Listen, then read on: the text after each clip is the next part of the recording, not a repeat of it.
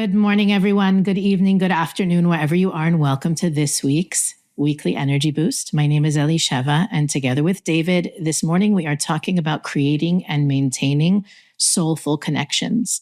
And again, we can't make this stuff up. This is such a perfect week to have this conversation. It was written in the fabric of creation, and we've been destined to talk about it since the beginning of time. But seriously, in light of everything that's happening in the world and the divisiveness and the division that's taking place, we feel it's really important to have the conversation about how to connect and who to connect with, especially when it's so easy to feel alone or isolated or, mistreated and all the excuses we could use. As we said last week, this is a potentially one of the most positive weeks of the year if we know how to take advantage of it. So that's what we'll be talking about today. Weekly Energy Boost is a 7-day spiritual weather forecast where we provide the most powerful and practical tools for our listeners to navigate the coming 7 days through sharing wisdom and tools from Kabbalah. Inevitably, our listeners walk away with life lessons that can be used and tools that can be used at any time. And because this week has the additional influence of the new moon of Capricorn, together with Hanukkah and the weekly energy, we have a lot to talk about, but very much focused on connecting with other people. And I think that in general, spirituality seems a very individualized process, right? It seems like, I'm on my path and you're on your path, or part of my spiritual work, as we talked about last week, is to shut out the noise and create those boundaries between me and others. And I think one of the things that also happens when you're on a spiritual journey is there's relationships that fall out or fall through because you're no longer in alignment with those people, or what you had in common is no longer there anymore. So the question really is, how do we choose and create and maintain? So it's not only about picking the right people and the right partners, it's also about continuing the circuitry, the energy, and the connection in them. And I also want to make sure that we talk about the power of having a tribe, having an environment of people around us that support us unconditionally, and how to create that. Okay. This is one of my favorite weeks energetically because, we have the whole energy of redemption in this sport. Is really the vibration of this week. And what I've learned on this path that is so powerful is that one of the reasons why our process takes such a long time, and many of us are going through a process right now. And by definition, that means an area of your life that is unfulfilled and you're anticipating something to happen to make you feel better. The process can, at any moment, come to an end. It's not taking a long time because there's a time limit on it. It's taking a long time because our consciousness hasn't yet shifted to the vibration that the problem has already been solved. And so to the extent that we can have the certainty that in the blink of an eye, I can shift to that reality where my redemption, my salvation, my answer to my question, my solution to my problem, my remedy to my pain can come in any moment. It's to that extent that we will not be able to tap into it if I believe that it must take a long time. And this is a belief system that we all are born with, that things must take time. We spoke about it last week, that the whole idea of time is totally disconnected from the energy of the light of the Creator. Anything that must take time means that I am not connected to the light of the Creator. Now, of course, people will say, well, what do you mean? Everything takes time. I want something, I don't get to have it right away. I want a relationship, I don't get to have it right away. It's not about the relationship or the money or the wisdom that you're going to get. It's about first realizing that we will never get something unless we already have it. It's a very deep concept. the energy of this universe is such that it will only come to us when it has an affinity of form with us. The only way to get a relationship is to already feel that you have a relationship. The only way to have abundance is to feel that you are abundant, which means that I am now deciding to connect to that energy. I don't need to wait for that energy to come to me. And this was the whole power, biblically, from the great soul of Joseph, from the Old Testament, that even though it looked from the outside that he was going through a process, this process was just one moment. He felt no pain. It looks like he went through pain, but he did not go through pain. And so the question for all of us is, are we in a state of pain? Are we in a state of waiting? Are you waiting for something? Are you waiting for your salvation? Are you waiting for your fulfillment? Are you waiting for an apology? Are you waiting for that check to come? Are you waiting for a text message response? If you are in the game of waiting, so you're not aligned with the light of the Creator, and we are just strengthening the part of us that is like the reactive mind, the reactive system. So this is the week that we can draw energy from above to support this new consciousness, which is I dictate how I feel. Not I am now waiting for something external to determine how I feel. What's interesting to me, and again, this happens a lot. I don't know why I don't get used to it already, but you used a word that is something I wanted to talk about. Correct. Unexpected. Because we don't plan this. Because we don't plan this, or we may individually plan it, but we don't discuss. David used the word alignment. And alignment is a real important word in the conversation, in any conversation about other people and us, because I think even when it comes to dating, forget about friendships for a second, but even when it comes to dating, I think a lot of people think, what do we agree on? If we have enough things that we agree on, we're a match. Or, we dread family gatherings because we don't agree with our family's views or our siblings' views. And the reality is you're never going to agree with everybody on everything. And you're probably not going to agree with most people about most things. The goal is not agreement, it's alignment. And what do I mean by that? And it's such a powerful, powerful concept. I actually was totally inspired by this, this idea. I went to the airport a couple weeks ago, and I can't remember the name of the app, but it was promoting finding your goal mate and not your soulmate. And I love that. Whoever thought of that with presenting it that way is a genius. It's some app where instead of describing yourself, you talk about your goals and you're matched up by alignment in your goals, which is really the recipe for not only a successful relationship, but also a successful friendship. You don't have to both love chocolate or vanilla. You don't have to both be Republican or Democrat. But if you are aligned in what's important to you, there is foundation for growth. And I think that that's one of the things that happens when a person begins a spiritual journey, is that when other people in our lives aren't on a spiritual journey, it starts feeling like you can't share things with them, like they're not going to understand, or maybe the conversation at work that you used to totally chime in with, now it seems superficial and shallow and meaningless. So part of what where the shift that the universe is asking us to take this week is to nurture the connections that are in alignment and to allow the unwinding of the connections that are not in alignment. And what happens is when you start to do that, you realize how much or how important the exchange of energy is between you and other people. And we talked about this before. A lot of people, you don't have to be physically in a room to have an energy exchange with someone. You're texting with them and it's an exchange of energy. You're commenting on someone's post, it's an exchange of energy. You're talking about someone else. You're talking about person A to person B. You don't even realize you're exchanging energy with both of them, even though one of them is not in the room. So having a heightened awareness about what we're aligned with and not aligned with, and being willing to shed the relationships and the connections that are not in alignment is also part of having a stronger connection to the light. Yeah, why do you feel that is that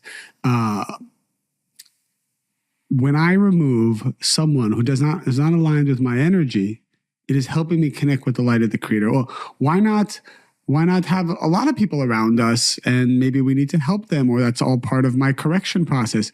Are you saying that we should be removing people from our immediate atmosphere who are not aligned with our energy? I think that depends, right? I wouldn't give a blanket answer to that. I think I'm definitely not saying you should isolate yourself, right? We talked a little bit about being able to step away or step aside from things last week. This is not about isolation. This is being what's the word? Discretionary? Discerning. Discerning, that's the word, thank you. Being more discerning about your inner circles. And I'm multiple, right? Because you may have one person who's in your innermost circle, maybe two. And then as you get out in those concentric circles, the numbers can increase. We're talking about those deep and meaningful soulful experiences. I don't want anybody who's listening to this podcast to go to work tomorrow and divulge their innermost secrets to their cubicle mate just because we talked about having more soulful conversations today. It's really about what I mean. You know what? I imagine a huge office like 25 years ago. Exactly, with actual phones with cords and everything. That's what and somebody pops their head up and shouts at everyone. That's what I imagine. Like from The Office. Exactly. Oh, no, The Office is relatively small. I was thinking like Air. Did you see Air? I did not see the Nike office. Oh, I did. So yes, I got it. That's my vision, I got it. Anyway, a little bit I want to add to that because I think people ask this question a lot. Who do I keep around? Who I not? Because, for example, if I had to look at your day and the people that you meet and spend time with, odds are by more than 50% of the people you interact with are of a vibration or consciousness that maybe you would find to be questionable. And that's primarily because you're having one-on-one coaching sessions, and these are people who are going through challenging situations. These are not people who maybe you are friends with or you are intimate with. These are people who are just starting out on their spiritual journey and they need your help and support. So why is Elisheva spending so much time with them? And what Kabbalah explains, which is so profound, is that when we depend on someone for something, when we need something from someone, that is when we absorb their energy and their consciousness. However, if I'm making a decision, I am here to add value, not to take, this becomes immunity and a protection shield against losing your energy and absorbing their negative energy. To some extent, we're still constantly affected by people's consciousness, especially within what the sages say is an 88-inch radius around us. This is our aura. This is our energy field. So no matter what, when someone enters that, it will affect us. It reminds me of I went to a basketball game the other day, and like there's this aisleway that is where the players sit and then where the fans sit. And you have to kind of walk down this alleyway to get anywhere, go to the bathroom or, get from one place to another. If you stand in the aisleway for more than 3 seconds, like security tackles you. But you have to always be moving. You have to be moving. And it's a very interesting thing. They do not want anyone standing near the players. Now, you can walk by the players, but you cannot stand near the players, right? Because obviously, for whatever security reason it is, and it kind of reminds me of in the real world, someone who is negative consciousness can walk by you. But the moment they stand by you for like seconds, 5 seconds, 10 seconds, you start to absorb their consciousness. And this is something we need to be very cognizant of. So what I try to do before I walk into an event, a networking thing, a dinner, a party, where I know I'm going to be meeting people I've never met before, is I close my eyes and I meditate that I am here to be like the light of the Creator. So whatever agendas I have, I need to hand those agendas to the Creator, allow the Creator to fulfill them. I always say I invoice the Creator for my needs, and instead I will go in to be of value. Being of value is another level of spiritual work. Probably could have a whole podcast on that, because if I give someone something they don't have the desire to receive or they did not want to receive, I'm no longer giving. I'm now overflowing their cup, and I'm causing chaos in their lives. So another prayer or meditation is what is needed here that is right for the souls of these people. So I want to stop you there because I don't want you to get too far of an amazing point you made, and I couldn't have paid you more to make it. I think really what we're talking about today is who you let give you energy and support. I don't want to imply or insinuate we're talking about limiting who you share with. Because yes, if you examine my day, I am in constant giving mode to, and I'm not very discerning. I mean, I'm a little bit discerning, right? I'm not walking up to the barista at Starbucks and giving them a lecture. My day is strategically planned so that I am able to support and share with X amount of people every day in the form of personal coaching or classes. Correct. I don't want to limit that except to make sure that the people that I'm meeting with have a vessel. Correct. Right? That they like you said, they want something. Correct. I can provide it. And that thing that they're looking for, I hope to be able to provide. I think we're more taught the filtration system we want to inspire everyone to create is more who do we allow to give to us? Who do we receive from? And how do we nurture, meaning you also don't want to be a taker in those relationships. And that my close friend relationships, I'm if I'm honest, I'm quite disappointed at how much I get and how I lack the opportunity to receive. But like you said, busy person, I don't have a lot of free time and social time. Are you saying that you're surprised at how little you receive from your friends? No, the opposite. Yeah. I feel like I don't have enough opportunity to give back to the people who support me. I see. And that's something, I'm working on. But my point is more that you want to refine the support you receive and be less discerning about the light you share. I understand.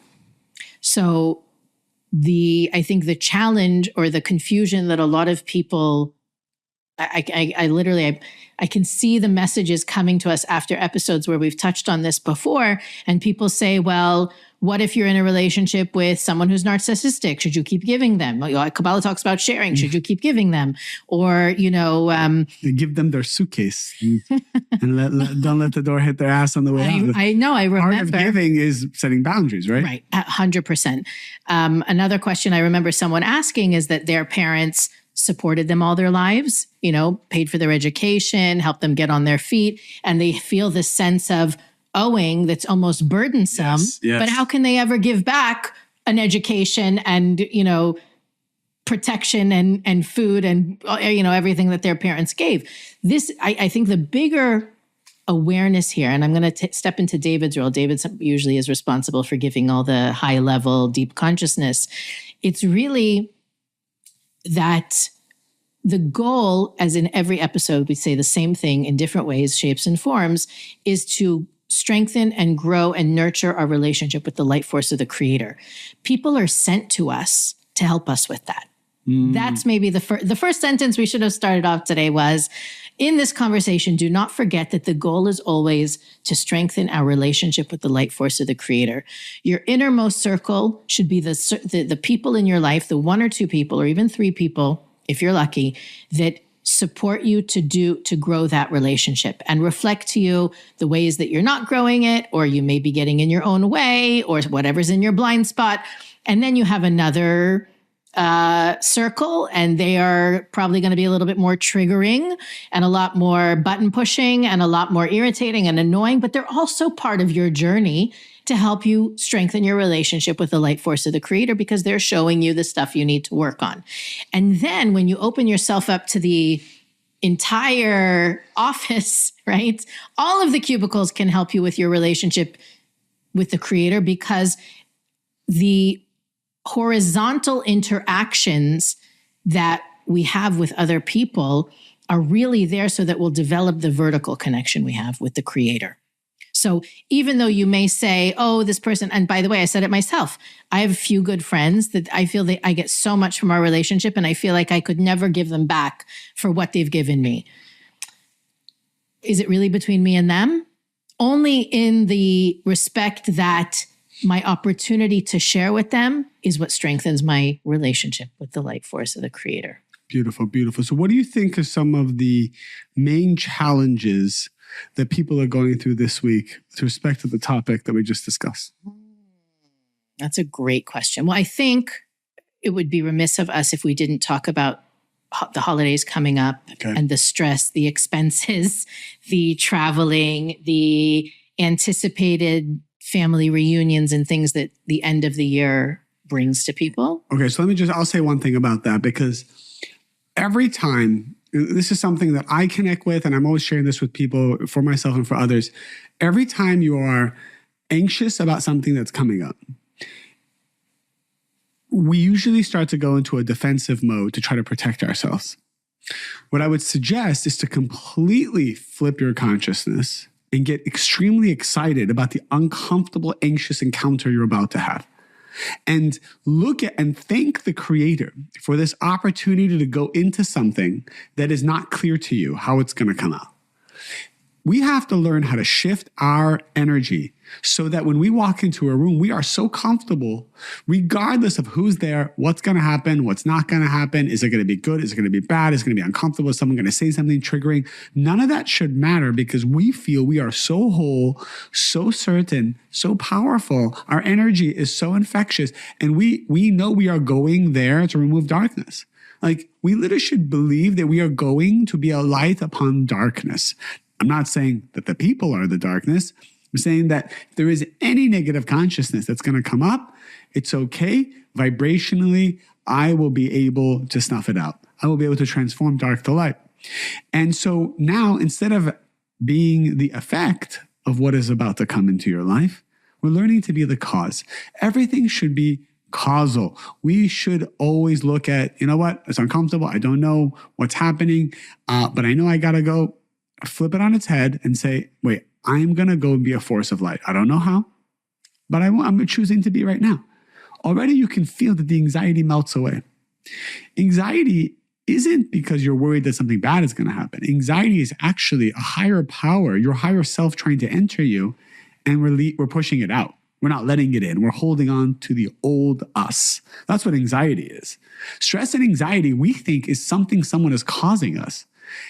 Stress and anxiety is the surrounding light, my higher soul, trying to enter me, to elevate me, but I'm not ready to let it in because I'm holding on to the old me.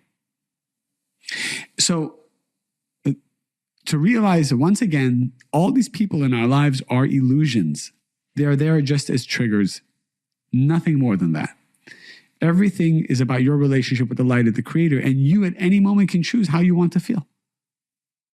Doesn't always feel that way, though. It doesn't always feel that way. What part of it is, and I'm not saying I'm like that, but why we're sharing this, we're sharing it with ourselves. We're putting this vibration out there to remind ourselves, because there's 8 billion people out there whose consciousness is saying otherwise. 8 billion people who are saying the only way to be successful is to be reactive. The only way to be happy is to be reactive. The only way to be wealthy is to be reactive. And just to follow your feelings and follow your reactions and be the effect, and let your tikkun and all your negativity be your driving force in this world. But we know you're building a house of cards. You may build something, but it will fall apart eventually. We want long-lasting blessings. We want to do things that from the seed level invites the light of the Creator and has powerful consciousness. And in those moments where, there's an argument or people are being themselves, when it's hardest for you to see how you can be the cause, where the goodness is, how this can be a positive experience, remind yourself the light is here. Like that, to me, when I am in a something scary or fearful, or even just something I'm not excited about, I remind myself the light is here. You don't have to be spiritual. You don't have to be in a room of spiritual people or in a house of worship for the light force of the Creator to be there. Part of the responsibility of hearing these words, if you will, is you have to bring the light. And in the same way that there's all these paradoxes in physics. If you see the particle, if you don't see the particle, your consciousness determines your reality. So if you state the light is there, the light is absolutely there. And that's a really important consciousness as we come up to the new moon of Capricorn, which is this Wednesday. The new moon of Capricorn falls in the holiday of Hanukkah, so it does give us an extra support. But on the Kabbalistic calendar, Capricorn is one of the more challenging months of the year. Actually, paradoxically as well, not because it's a dark month, but because the filtration system, the light filtration system, which, similar to ozone or sunblock, protects us from the harmful rays of the sun, that spiritual ozone is lacking in the month of Capricorn, and that intensity of light can feel dark, can feel harsh, can feel negative. And so as we go through this new month, not the whole month, speaking about Wednesday specifically, being in that state of affinity with the light, being the cause, being the creator, being kind, being generous, being your best self, leaves that impression in the seed of the month and allows that to replicate every other day of the month. It's also important to remember that as we think about end of year and start to think about New Year's resolutions. And it's really a great time, as I mentioned, I think I mentioned it last week, to take some space, to take some time aside, to sit down. And it's a great month in that sense for planning, but not doing, for strategizing, for researching, for sketching, for imagining, but not actually setting into motion. We'll talk in the coming months about how that energy, the next 3 months after the month of Capricorn are like full pedal to the metal, full, just like do as much as you can, sleep less, be more active, plant as many seeds as possible, because that's prime time, energetically speaking, on the Kabbalistic calendar. So it's like a dormancy that we're going into in order to be firing on all thrusters in the 3 months that follow. I love that. My final takeaway is going back to the first point. Remember that your redemption can come in the blink of an eye. Already believe energetically you are there in order to attract the energy. If you are waiting or anticipating something, you have opposite forms with the miracle you're trying to seek. And as a result, the miracle cannot come. And how does the miracle come? I just said it, affinity of form. What is that? That only makes sense if you've heard it before. Well, I think I said it in the earlier in the podcast, which is when you switch from waiting to receive, and you make a decision that the energy is already there, and you feel that energy and you connect to it, because the mind is very powerful. It can connect to whatever you decided to connect to. So I try to connect to that energy now of whatever it is that I'm waiting for. And then I realize I don't have to wait anymore, because everything starts to occur at that moment. Beautiful. That's it. All right. Weekly Energy Boost is available on all podcast platforms, YouTube, Facebook, and Instagram. You can visit our website, weeklyenergyboost.com, where we feature all of the things that we feel are important for our listeners to know about and to connect with. Check it out. You can also click the donate button and support our podcast, as well as share this episode, rate and review it wherever you're listening to it. And we'll see you next week on the Weekly Energy Boost.